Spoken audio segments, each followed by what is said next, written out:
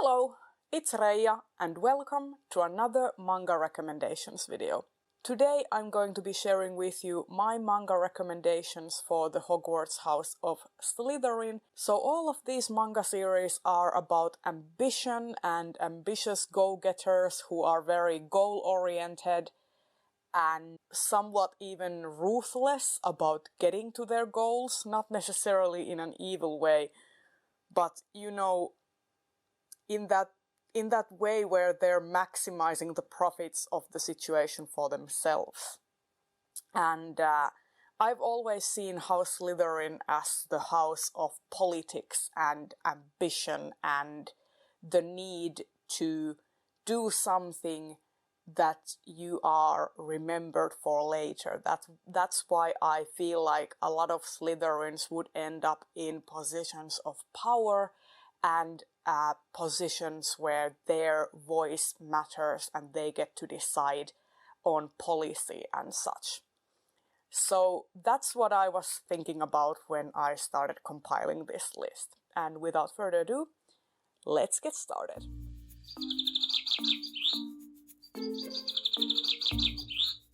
First things first, let's get the juggernaut out of the way. I will recommend Berserk by Kentaro Miura. This series was started before I was born, I think in 1986 or 1985.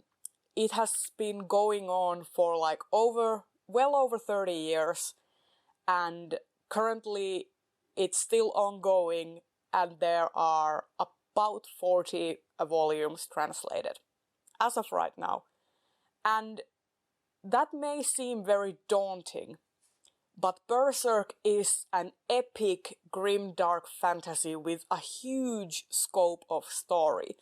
And because it has been going on for so long, you can actually really see the changing views of the author and the progression of his ideals for these characters as the years have gone on. So Berserk is a very interesting work, not only in terms of story, but in terms of sheer meta-analysis that's available, because it is such a long-running series and it has such a huge history to it. Berserk is a story about Guts. The main character is called Guts, and he is a swordsman that's on the path for vengeance. He wants to get even with a man who destroyed his life and the lives of his closest comrades. And that may seem like a very simplistic story, but it is about so much more than that. It is about finding your own place in the world. It is about ambition and letting someone else's dream rule your path in life. It is about finding your own way, finding your own path. And it is about overcoming your own past with violence. It is about overcoming the toxic masculinity of society. There's so much here that is amazing. The main antagonist of Griffith is the perfect example of a Slytherin character. He's all about ambition. He's all about getting to his dream by any means necessary. But Guts himself is also a very Slytherin kind of character. He will stop at nothing to correct the wrongs that were done to him.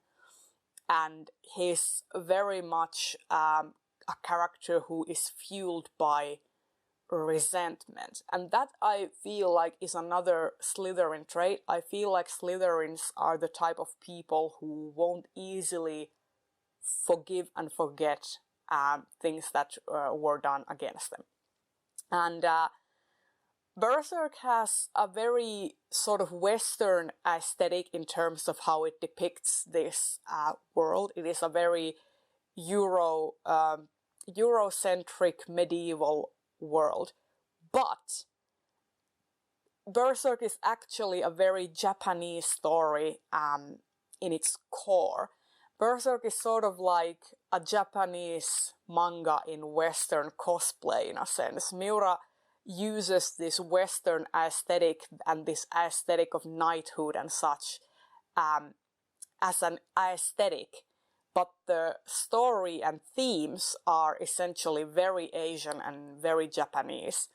And I would highly recommend this. If you can get past the fact that this is a very graphically violent and gore-tastic series with lots of body horror and all sorts of triggers apply, if you can get past that, this is a very intriguing, very character-driven story. And I feel like it is a manga classic for a reason. Moving on to something a little bit more light-hearted, I want to recommend XxXHolic by Clamp. This is a story about a boy named Watanuki, and he has always been able to see spirits and ghosts, and the spirits are attracted to him, and he has suffered a lot of pain and resentment because of this. He has been orphaned at a very young age, and he's alone in the world. And one day he comes across this shop in the middle of Tokyo, and in this shop he meets a witch called Yuko. And Yuko is willing to help Watanuki and grant him his wish about not being able to see these spirits if he will pay a price.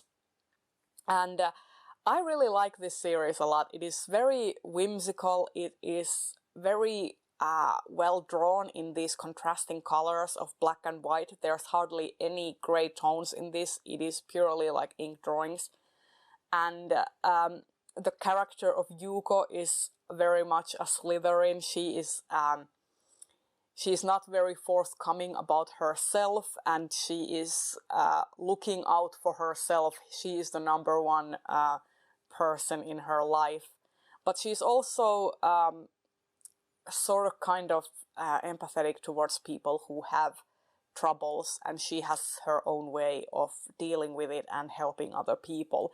It may not always be the softest kind of help, but she tries. And each chapter deals with a kind of monster of the week story, and Watanuki as Yuko's assistant is witness to these different kinds of people who come to Yuko with their troubles. And yeah, it is full of whimsy, lots of magic. I will say that if this is the first Clamp story that you are reading, there are a pretty decent amount of references to older Clamp works. This was the series, this and Tsubasa Reservoir Chronicles were the series that started the so-called Clamp multiverse, where every single Clamp story is connected to one another. So there is a lot of Easter eggs and nods to older series, but if you can get past those, inside there is a fun, magical, whimsical story about ghosts and magic and witches. Next manga I want to recommend is Gangsta by Kohske, and this is an interesting one. It is about a city-state of Ergastulum which is run by organized crime families.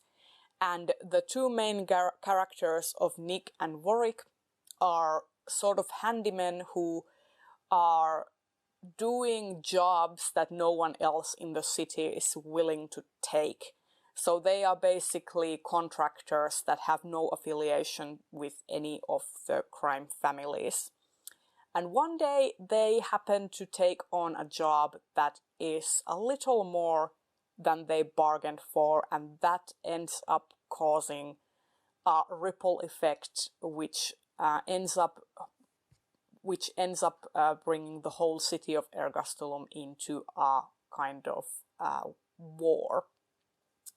And This is also a very sort of graphically violent series, but it is more traditionally a shonen battle series, but it's aimed at more of an adult readership.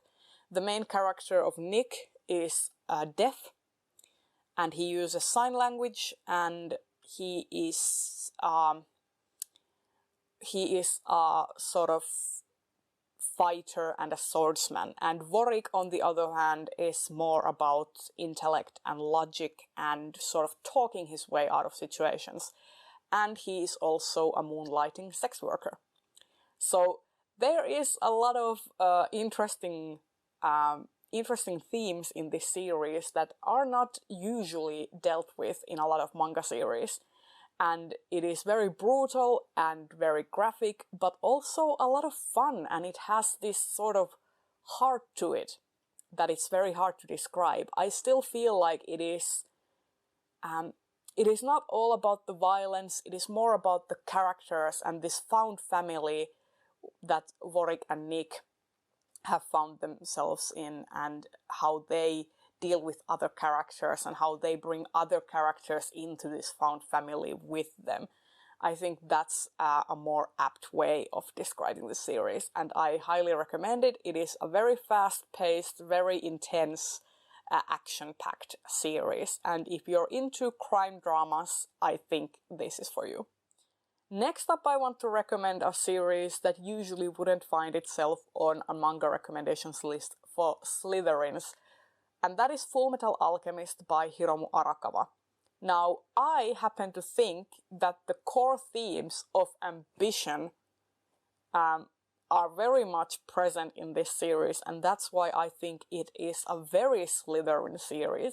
I would go so far as to say that the main character of Edward is definitely a Slytherin at his core, whereas Alphonse is more like a Ravenclaw, in my honest opinion. And this is about these brothers, Alphonse and Edward Elric, who lose their mother at a very young age, and they decide to use alchemy to resurrect her. And it goes terribly wrong, and they end up losing Al's whole body and Ed's leg. And then Ed ties Al's soul into this suit of armor and loses his hand as well. And it's all about them trying to find a way to bring their bodies back, to basically get back what they lost. And if that's not something that a Slytherin would do, you know, you break a huge taboo and get punished for it, and your initial reaction after grieving is that, how can I get those things back? I think it is a very Slytherin series. It is very character-driven. There are a lot of interesting characters, especially a lot of interesting female characters. This series is basically filled with them. And it is probably one of my, if not my favorite, manga series of all time, and I highly recommend it. It has finished its run, and it ran for 27 volumes, and you can get it in these trade paperbacks or in like hardcovers or 3-in-1 omnibus versions. So there is a lot to choose from if you want to read Fullmetal Alchemist. And my final recommendation for Slytherins is My Little Monster by Robico. This is a romantic slice of life comedy about a very sort of hard-ass, studious character called Shizuku, who is determined to one day make a living and have a pay grade that allows her to get paid a 6-number figure per year. And in order to do that, she studies constantly, and she is basically sacrificing social relationships in order to get to her goal, in order to get that annual 6-figure salary and to get that corporate career. And that's a very Slytherin trait. She doesn't study because she likes studying. She doesn't study because she wants that knowledge. She studies so that she can get into a top university, so that she can get into a top high-paying job. It's a means to an end for her. And she is a very stoic character, very withdrawn. And that all shatters when she meets a boy called Haru, who is a troublemaker and gets into fights, doesn't understand social situations, and doesn't really get other people. And they meet each other, and Haru instantly takes a liking to Shizuku and decides that they are gonna be friends. And that means that Shizuku's whole life is gonna get turned upside down, because with Haru there come other characters with their own issues and shenanigans ensue. And this is a very fun series. It is very interesting in a sense that usually you have these shoujo romance tropes, and this series pretty much tramples all of those tropes. For example, the characters talk about their feelings. From the first volume onwards, they're already discussing their relationships and such. So this is not your typical shoujo manga with an unrequited romance at play. This is more about these two figuring out how they want this relationship to go. And it is so much fun. Highly recommend. And there you have it. Those are all the manga recommendations I have for Slytherins as of right now. I hope you liked this video. If you did, please consider giving it a thumbs up, and I will see you in another video very soon. Bye bye!